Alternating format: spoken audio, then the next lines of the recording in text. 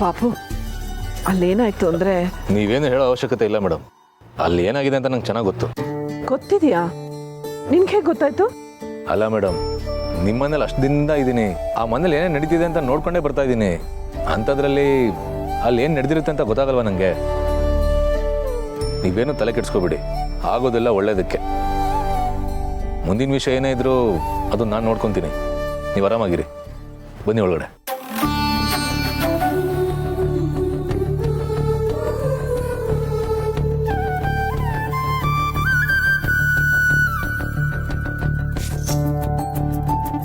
ಪಾಪುಗೆ ಆ ವಿಷಯಗಳೆಲ್ಲ ಹೇಗೆ ಗೊತ್ತಾಯ್ತು? ಓ, ಮಾವ ಫೋನ್ ಮಾಡಿ ಹೇಳಿದ್ದಾರೆ ಅನ್ಸತ್ತೆ. ಹಾಗಾದ್ರೆ ಪಾಪುಗಿದೆಲ್ಲ ಇಷ್ಟ ಆಗ್ತಿದ್ಯಾ? ಹಬ್ಬ ಅಂತೂ ಅಮ್ಮ ಆ ಮನೆ ಬಿಟ್ಟು ನಮ್ಮನೆಗೆ ಬರೋ ಹಾಗಾಯ್ತು. ಇನ್ಮೇಲೆ ನಮ್ಮಮ್ಮ ನಮ್ಮ ಜೊತೆಲೇ ಇರ್ತಾಳೆ. ಏಯ್, ಎಂಥ ಮಗನ ನೀನು! ನಿನ್ನ ಹೆತ್ತ ತಾಯಿನ ಮನೆಯವರು ಮನೆಯಿಂದ ಆಚೆ ಹಾಕಿದರೆ ನೀನು ಖುಷಿ ಪಡ್ತಾ ಇದೆಯಾ?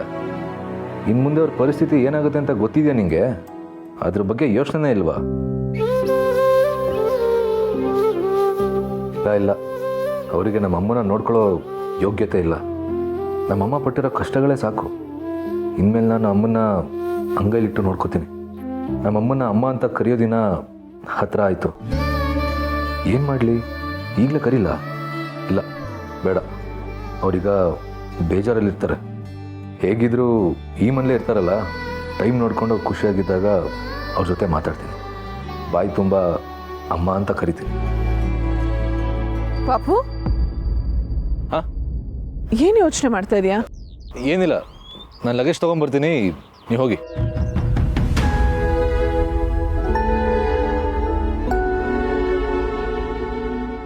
ಪಾಪುಗೆ ಈ ವಿಷಯ ಕೇಳಿದ್ರೆ ಕೋಪನೇ ಬರ್ತಿಲ್ವಲ್ಲ? ನಾನು ಮಾಧವ್ ಅವ್ರನ್ನ ಮದುವೆ ಆಗಿದ್ದೆ ಅವನಿಗಿಷ್ಟ ಆಗಿಲ್ಲ. ಅಂಥದ್ರಲ್ಲಿ ಈಗ ಮತ್ತೆ ಮದುವೆ ಶಾಸ್ತ್ರಗಳೆಲ್ಲ ನಡೆಯೋದು ಗೊತ್ತಾದ್ರೂ ಇಷ್ಟ ಆರಾಮಾಗಿದ್ದಾನಲ್ಲ.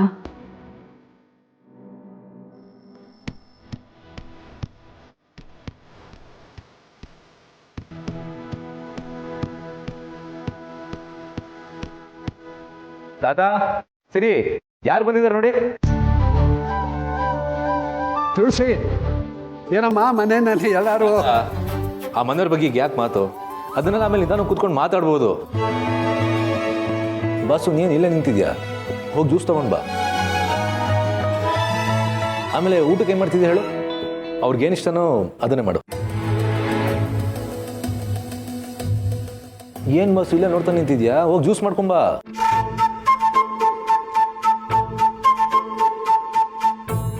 ತಾತ, ನೀವೇನೇನೋ ಪ್ರಶ್ನೆ ಕೇಳ್ಬಿಡಿ. ಏನೇ ಆಗಿದ್ರು ಆಗಿರೋದೆಲ್ಲ ಒಳ್ಳೇದಕ್ಕೆ. ಎಂಥ ಪರಿಸ್ಥಿತಿ ಇದ್ರೂ ಗಟ್ಟಿ ಮನ್ಸು ಮಾಡಿ ಫೇಸ್ ಮಾಡಬೇಕು. ಏನ್ ಮಾತಾಡ್ತಾ ಇದೀಯೋ ನೀನು? ನಾನು ಮಾತಾಡೋದಿರ್ಲಿ, ನೀವೇನು ಮಾತಾಡಬೇಡಿ ಅಂತ ಹೇಳಿದೆ. ನೀವಾಗ ನಿಂತ ಇದ್ದೀರಾ? ಕೂತ್ಕೊಳ್ಳಿ.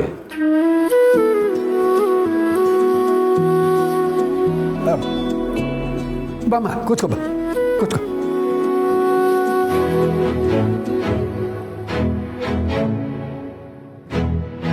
ನೋಡಿದ್ಯಾ ಬಸ್ಸು, ಕೊನೆಗೂ ಮನೆಗೆ ಬಂದೇ ಬಿಟ್ರು.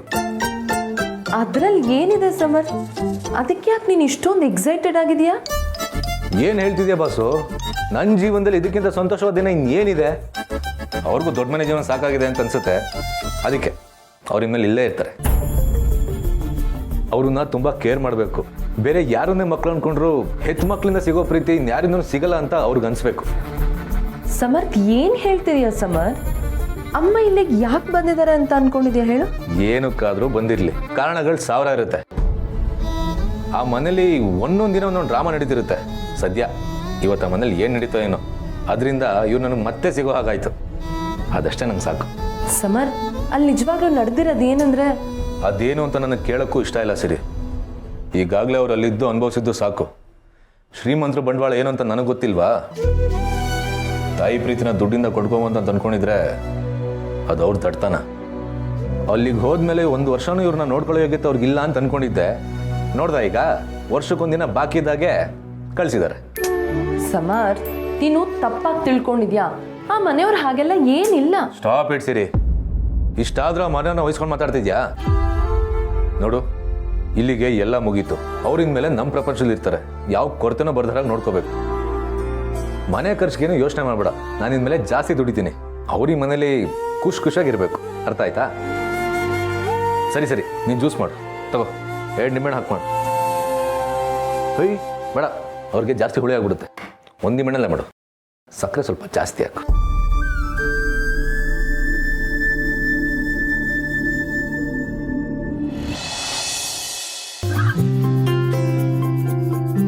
ಅಮ್ಮ, ಪಲ್ಯ ನಾನೇ ಮಾಡಿದ್ದು. ಚೆನ್ನಾಗಿದ್ಯಾ? ಹೌದಮ್ಮ, ಸಂಧ್ಯಾ ಈ ನಡುವೆ ಮನೆ ಕೆಲಸದಲ್ಲೆಲ್ಲ ತುಂಬಾನೇ ಸಹಾಯ ಮಾಡ್ತಾಳೆ. ಚೆನ್ನಾಗಿದೆ. ಚೆನ್ನಾಗಿದೆ ಅಂತ ಹೇಳಿದ್ರಲ್ಲ, ಇನ್ನೂ ಸ್ವಲ್ಪ ಬಡ್ಸು. ದೊಡ್ಡ ಮನೇಲಿ ಕೂತ್ಕೊಂಡು ವೃಷಾನ ತಿನ್ನೋದಕ್ಕಿಂತ ಇಷ್ಟಪಟ್ಟವ್ರ ಜೊತೆ ಕೂತ್ಕೊಂಡು ಗಂಜಿ ಕುಡಿದ್ರು ರುಚಿಯಾಗಿರುತ್ತೆ. ನೀನು ಬಡ್ಸು ಸಂಧ್ಯಾ. ಇಲ್ಲ ಇಲ್ಲ, ನನಗೆ ಸಾಕು. ನೋಡಿ, ಇನ್ಮೇಲೆ ಒಳ್ಳೊಳ್ಳೆ ಅಡುಗೆಗಳನ್ನ ಮಾಡಿ. ಅವ್ರಿಗೇನು ಬೇಕೋ ಅದನ್ನೇ ಮಾಡಿ. ಯಾವುದಕ್ಕೂ ಯೋಚನೆ ಮಾಡಬೇಡಿ. ಮನೆಗೇನು ತಿನ್ಸಿಬೇಕು ನಾನು ತರ್ತೀನಿ. ಆಮೇಲೆ ಇನ್ನೊಂದು, ಅವ್ರ ಹತ್ರ ಮನೇಲಿ ಕೆಲಸ ಮಾಡ್ಸಕ್ಕೆ ಹೋಗ್ಬೇಡಿ. ಇನ್ಮೇಲೆ ಅವ್ರಿಗೆ ಮನೇಲಿ ಆರಾಮಾಗಿರ್ಬೇಕು. ಆಯ್ತು ಸಮರ್ಥ್, ಅವರಿಲ್ಲಿರೋಷ್ಟು ದಿನಾನೂ ನಾವು ಚೆನ್ನಾಗಿ ನೋಡ್ಕೊಳ್ಳೋಣ. ಇರೋಷ್ಟು ದಿವಸ ಏನಮ್ಮ ಬಂತು, ಅವ್ರು ನಾಳೆನೇ ಬಂದು ಕರ್ಕೊಂಡು ಹೋಗ್ತಾರಲ್ಲ, ಇನ್ನೇನು? ಏನ ಕರ್ಕೊಂಡು ಹೋಗ್ತಾರ? ಯಾರು ಅವರ? ಅದೆಲ್ಲ ನಿಮ್ಮ ಭ್ರಮೆ ಅಷ್ಟೇ. ಅವ್ರ ಯೋಗ್ಯತೆ ಏನು ಅಂತ ನಂಗೆ ಚೆನ್ನಾಗಿ ಗೊತ್ತು. ಅವ್ರ ಶೋಕಿಗೋಸ್ಕರ ಇವ್ರ ಜೀವನದಲ್ಲಿ ಆಟ ಆಡಿದ್ರು. ಇವರು ಅಷ್ಟೇ ಅಂಥವ್ರನ್ನೆಲ್ಲ ನಂಬ್ಕೊಂಡೋಗಿ ಅವ್ರ ಮನೆಗೋಸ್ಕರ ಏನೇನೋ ಮಾಡಿ ಸೋತೋದ್ರು.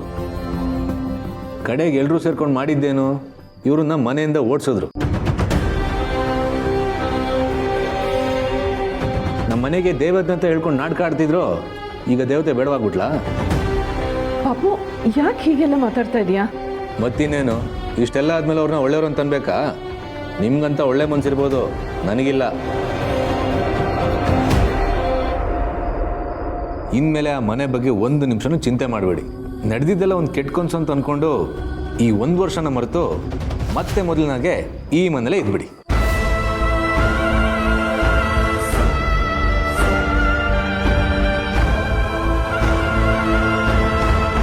ಏ ದಡ್ಡ, ವಿಷಯ ಏನು ಅಂತ ತಿಳ್ಕೊಂಡು ಆಮೇಲೆ ಮಾತಾಡು.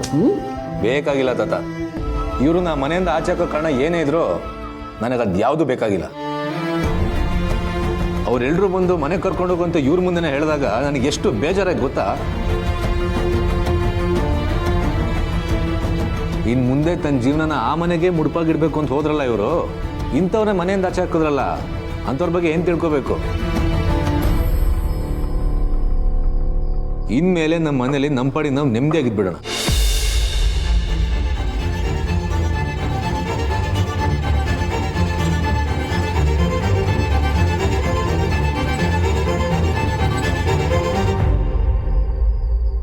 ಮಾವ, ಏನಿದೆಲ್ಲ? ಅವನು ಏನು ಮಾತಾಡ್ತಾ ಇದ್ದಾನೆ? ನಾನು ಯಾಕೆ ಇಲ್ಲಿಗೆ ಬಂದಿದ್ದೀನಿ ಅಂತ ಅವನಿಗೆ ಗೊತ್ತಿಲ್ವಾ? ನಾನು ನಿನ್ನನ್ನು ಅದೇ ಕೇಳಬೇಕು ಅಂತಿದ್ದೆ ತುಳಸಿ. ನೀನು ಅವನಿಗೇನು ಹೇಳಲಿಲ್ವಾ? ಪಾಪುಗೆ ನೀವು ಹೇಳಿದ್ದೀರಾ ಅನ್ಕೊಂಡೆ. ಇಲ್ಲ, ಸಮರ್ಥ್ಗೆ ಯಾವ ವಿಚಾರನೂ ಗೊತ್ತಿಲ್ಲ. ಆ ಮನೆಯವರು ನಿಮ್ಮನ್ನ ಆಚೆ ಹಾಕಿದ್ದಾರೆ, ಇನ್ನು ಮುಂದೆ ನೀವು ಇದೇ ಮನೆಯಲ್ಲಿ ಇರ್ತೀರಾ ಅಂತ ಅಂದ್ಕೊಂಡಿದ್ದಾನೆ. ಅದಕ್ಕೆ ಹೀಗೆಲ್ಲ ಮಾತಾಡ್ತಿದ್ದಾನೆ. ಹಾಗಾದ್ರೆ ಅಣ್ಣಂಗೆ ನಾನು ಈಗಲೇ ಹೋಗಿ ಎಲ್ಲ ವಿಷಯನೂ ಹೇಳ್ಬಿಡ್ಲಾ? ಬೇಡ ಬೇಡ, ನೀನು ಈಗಲೇ ಹೋಗಿ ಅವನಿಗೆ ಹೇಳಿದ್ರೆ ರಾತ್ರಿ ಎಲ್ಲ ಅದನ್ನೇ ಯೋಚನೆ ಮಾಡಿಕೊಂಡು ನಿದ್ದೆನೇ ಮಾಡಲ್ಲ. ಹೇಗಿದ್ರು ಅವರೆಲ್ಲ ನಾಳೆ ಬರ್ತಾರಲ್ಲ, ಆವಾಗ ಗೊತ್ತಾಗೇ ಆಗುತ್ತೆ. ಆದರೆ ಅವಾಗ ಪಾಪುಗೇನಾದರೂ ಬೇಜಾರಾದರೆ? ಬೇಜಾರು ಹೇಗಮ್ಮ ಮಾಡ್ಕೋಬೇಕು? ಅಲ್ಲ, ಯಾರಿಗೂ ಹೇಳಿದೆ ನೀ ಮದುವೆ ಮಾಡಿಕೊಂಡೆ ಅಂತ ಅವನಿಗೆ ಬೇಜಾರಾಗಿದ್ದರೆ ಅದಕ್ಕೂ ಒಂದು ಅರ್ಥ ಇದೆ. ಈಗ ಎಲ್ಲರ ಎದುರಿನಲ್ಲೂ ಶಾಸ್ತ್ರೋಕ್ತವಾಗಿ ಮದುವೆ ಆಗೋವಾಗ ಅವನು ಯಾಕೆ ಬೇಜಾರು ಮಾಡ್ಕೋಬೇಕು? ನೋಡು, ನೀ ಅದ್ರ ಬಗ್ಗೆ ಎಲ್ಲ ಚಿಂತೆ ಮಾಡಬೇಡ, ನೆಮ್ಮದಿಯಾಗಿರು. ಇನ್ನೊಂಚೂರು ಪಲ್ಯನೇ ಬಡಿಸು. ಸ್ವಲ್ಪ ಸ್ವಲ್ಪ ಸ್ವಲ್ಪ.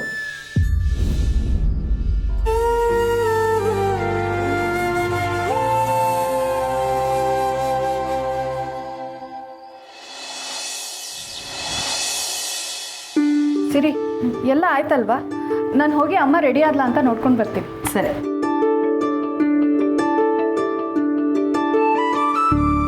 ಏನು ತಿಂಡಿ ಇವತ್ತು? ಉಪ್ಪಿಟ್ಟು, ಕೇಸರಿ ಬಾತ್, ಚೌಚೌ ಬಾತ್. ಆದ್ರೆ ಇಷ್ಟೊಂದು ಯಾಕೆ ಮಾಡಿದ್ಯಾ? ಸ್ಕೂಲಲ್ಲಿ ಮಕ್ಳಿಗೆ ಏನಾದರೂ ಡಿಸ್ಟ್ರಿಬ್ಯೂಟ್ ಮಾಡ್ತೀನಿ ಅಂತ ಹೇಳಿದ್ಯಾ? ಸಮರ್, ನಾನು ಇವತ್ತು ಸ್ಕೂಲ್ಗೆ ಹೋಗ್ತಾ ಇಲ್ಲ. ಸ್ಕೂಲ್ಗೆ ಹೋಗ್ತಾ ಇಲ್ವಾ? ರಜಾ ಹಾಕಿದ್ಯಾ? ಗೊತ್ತಾಯ್ತು ಬಿಡು, ಅವ್ರ ಜೊತೆ ಆರಾಮಾಗಿ ಕೂತ್ಕೊಂಡು ಮಾತಾಡಕ್ತಾನೆ. ಸಮರ್, ನಿನ್ನೆಯಿಂದ ಏನಾಗಿದೆ ನಿನಗೆ? ಯಾರು ಮಾತಾಡಿದ್ರು ಏನನ್ನು ಕೇಳಿಸ್ಕೊಳ್ಳೋಷ್ಟು ತಾಳ್ಮೆನೂ ಇಲ್ಲ, ಯಾರಿಗೂ ಮಾತಾಡೋಕ್ಕೂ ಬಿಡ್ತಾ ಇಲ್ಲ. ಏನು ಅಂತ ಹೇಳಿ? ಅವರೆಲ್ಲರೂ ಸೇರ್ಕೊಂಡು ನಮ್ಮ ಮೇಡಮ್ನ ಮನೆಯಿಂದ ಆಚೆ ಹಾಕಿದ್ರು ಅಂತ ಬೇಜಾರು ಮಾಡ್ಕೊಳ್ಳ, ಅಥವಾ ನನ್ನ ತಾಯಿ ಪ್ರೀತಿ ಮತ್ತೆ ಸಿಗ್ತಿದೆ, ಇನ್ಮೇಲೆ ಅವ್ರ ಜೀವನ ಪೂರ್ತಿ ನನ್ನ ಜೊತೆಲಿ ಇರ್ತಾರೆ ಅಂತ ಖುಷಿ ಪಡ್ಲ? ಒಟ್ಟಿನಲ್ಲಿ ನಾನಂತೂ ತೇಲಾಡ್ತಾ ಇದ್ದೀನಿ. ಸಮರ್, ನಿನ್ನಷ್ಟಕ್ಕೆ ನೀನೇ ಏನೇನೋ ಯೋಚನೆ ಮಾಡಿ ಮನ್ಸಿಗೆ ಬಂದಾಗೆಲ್ಲ ಮಾತಾಡಬೇಡ. ಆಯಿತು ಬಿಡು, ನೀನೇ ಮಾತಾಡು. ಅದು ಸರಿ, ಈಗ ಹೇಳು, ಇಷ್ಟೊಂದು ಉಪ್ಪಿಟ್ಟು ಕೇಸರಿ ಬಾತ್ ಯಾಕೆ ಮಾಡಿದ್ಯಾ? ಮನೆಗೆ ಯಾರಾದರೂ ಬರ್ತಾ ಇದ್ದಾರಾ? ಬರ್ತಿದ್ದಾರಾ? ನಮ್ಮ ಮನೆಗೆ ಯಾರು ಬರೋರು ಇದ್ದಾರೆ? ಯಾರು ಬರ್ತಿರೋದು ಬಸ್ಸು?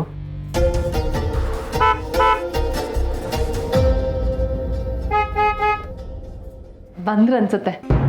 ಯಾರು ಬಂದ್ರು ಅಂತ ಈಗ ನಿನಗೆ ಗೊತ್ತಾಗತ್ತೆ.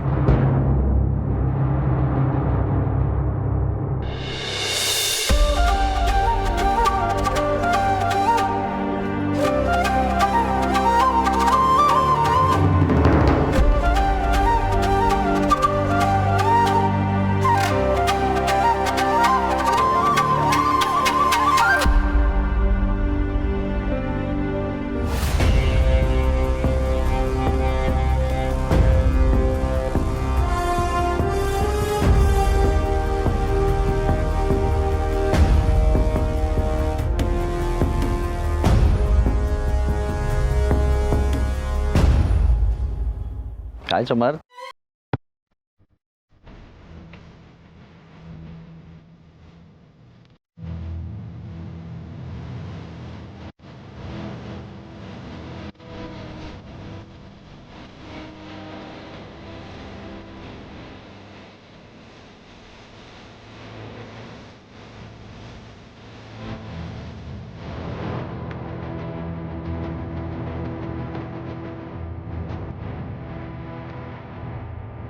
ಸರ್, ನೀವೆಲ್ಲ ಏನಿಲ್ಲಿ? ನೆನ್ನೆ ತಾನೇ ಮನೆಗೆ ಕರ್ಕೊಂಡು ಹೋಗುವಂತ ಕಳಿಸಿ ಇದ್ದಕ್ಕಿದ್ದಾಗೆ ಬಂದಿದ್ದೀರಾ? ಏನು ವಿಷಯ ಸರ್? ಯಾಕೆ ಬಂದಿದ್ದು?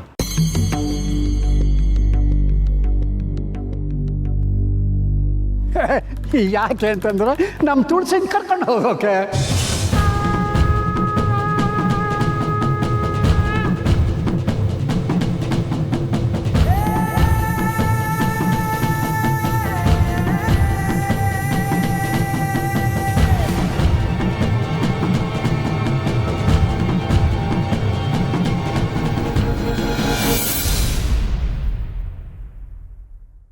ನಿನ್ನೆ ತಾನೇ ಮನೆಯಿಂದ ಓಡಿಸಿ ಇವತ್ತು ವಾಪಸ್ ಕರ್ಕೊಂಡು ಹೋಗ್ಬೇಕು ಅಂತಂದ್ರೆ ಅವ್ರೇನು ಆಟದ ಗೊಂಬೆನಾ?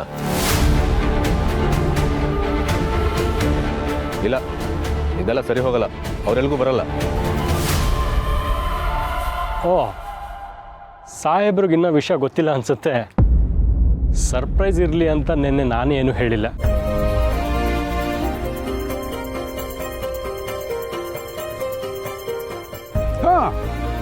ನಮಗೆ ಹೇಳೋದಕ್ಕೆ ಅವನು ಬಿಡ್ಲೂ ಇಲ್ಲ.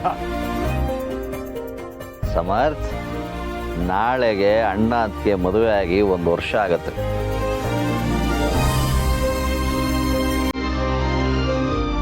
ಆ ಮದುವೆನ ನಾವ್ಯಾರು ನೋಡ್ಲಿಲ್ವಲ್ಲ, ಅದಕ್ಕೆ ಆ ಸಂಭ್ರಮದಲ್ಲಿ ನಾವೆಲ್ಲರೂ ಖುಷಿಯಿಂದ ಭಾಗಿಯಾಗಬೇಕು ಅಂತ ಅಣ್ಣ ಅತ್ತಿಗೆಗೆ ಮತ್ತೆ ಮದುವೆ ಮಾಡ್ತಿದ್ದೀವಿ.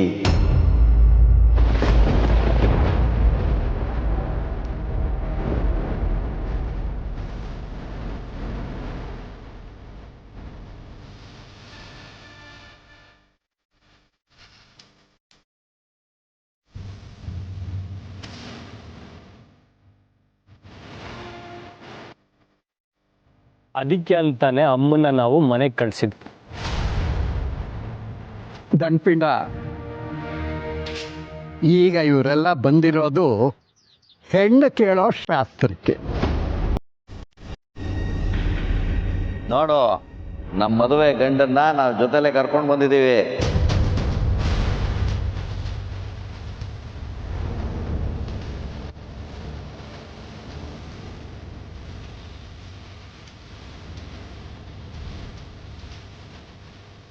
ಸರಿ ಸರಿ, ಬನ್ನಿ ಎಲ್ಲ ಒಳಗೆ ಬನ್ನಿ.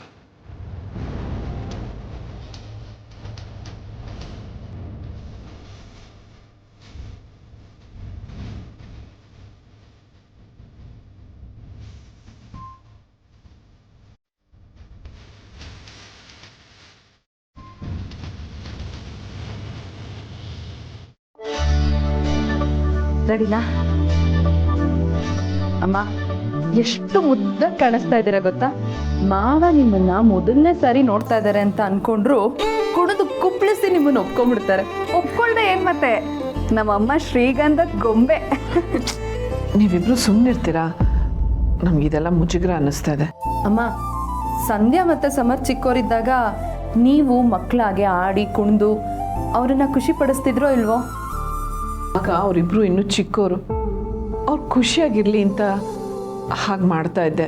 ಈಗಲೂ ಅದೇ ಆಗ್ತಿರೋದು. ಮಕ್ಕಳು ಖುಷಿಗೋಸ್ಕರ ನೀವು ಮತ್ತೆ ಚಿಕ್ಕವರಾಗ್ತಿದ್ದೀರಾ ಅಷ್ಟೆ. ಒಟ್ನಲ್ಲಿ ಖುಷಿ ತಾನೇ ಮುಖ್ಯ.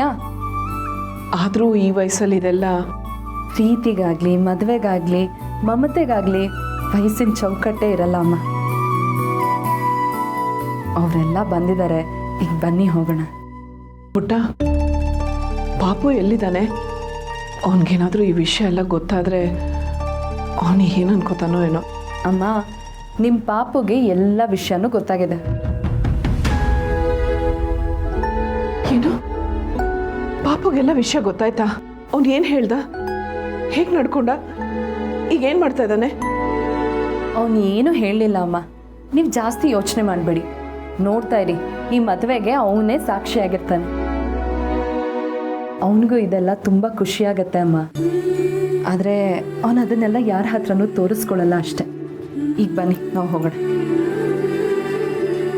ಬನ್ನಿ ಅಮ್ಮ. ಮುದ್ದಾಗಿರೋ ಈ ಮುಖದಲ್ಲಿ ನೀವು ಸ್ವಲ್ಪ ನಕ್ಕಿದ್ರೆ ನಿಮ್ಮ ಅಂದ 100 ಪಟ್ಟು ಜಾಸ್ತಿ ಆಗತ್ತೆ. ಎಲ್ಲಿ ಸ್ಮೈಲ್ ಮಾಡಿ ನೋಡೋಣ. ಹಾ, ಈಗ ಸರಿ ಹೋಯ್ತು. ಬಾ ಬಾ ಬಾ, ಬನ್ನಿ.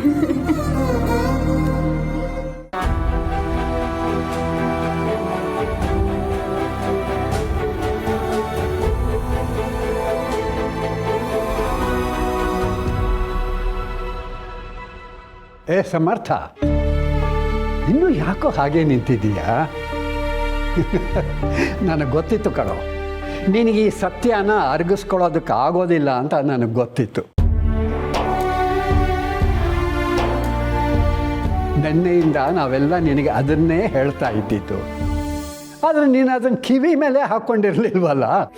ಆದರೆ ನಿನಗೆ ನೀನೇ ಏನೇನೋ ಅಂದ್ಕೊಂಡು ಮನಸ್ಸು ಹಾಳು ಮಾಡಿಕೊಂಡು ಹಾರಾಡ್ತಾ ಇದ್ದೀಯ.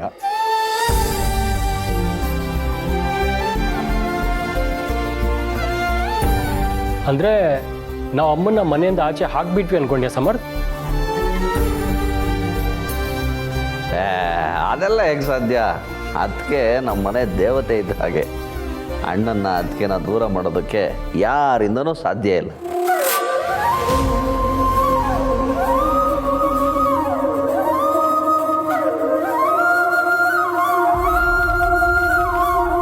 ಇದೆಲ್ಲ ಮದುವೆ ಶಾಸ್ತ್ರಗಳು. ಇನ್ನು ನಾಳೆ ನಡೆಯೋ ಮದುವೆಗೆ ತಯಾರಿಗಳಾಗಬೇಕಷ್ಟೆ.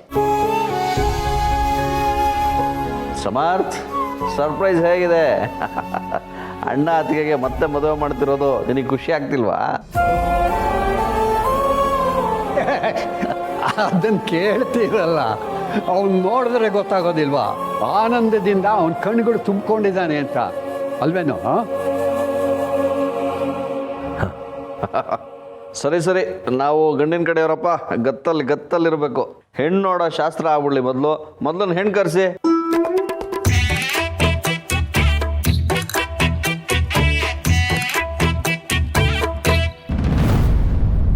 ಹೋಗು ಸಮರ್ಥ್, ನೀನೇ ಹೋಗು. ಹೋಗಿ ಮದುವೆ ಹೆಣ್ಣನ್ನು ಕರ್ಕೊಂಡು ಬಾ.